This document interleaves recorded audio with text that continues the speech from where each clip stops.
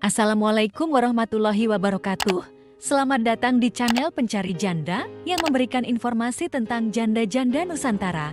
Untuk kalian para pencari janda, kami akan memperkenalkan janda cantik, kaya, dan masih muda yang mungkin cocok dengan kriteria Anda.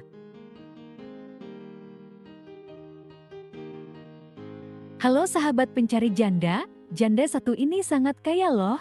Dia udah janda 4 tahun setelah suaminya selingkuh. Berikut adalah profil 4 janda yang awet muda dan cantik ini. Silahkan disimak CV dan pesan-pesan dari kakak janda berikut ini. Perkenalkan, namaku Marti. Aku janda 1 anak.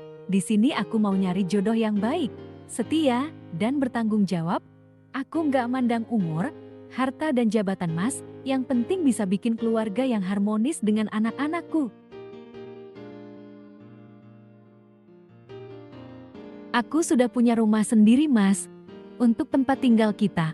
Dan anak-anak nanti, aku juga punya mobil untuk kita bepergian mas. Supaya nggak kepanasan, mobilku juga besar dipakai untuk satu keluarga. Harapanku setelah nikah kita bisa hidup berkeluarga yang harmonis.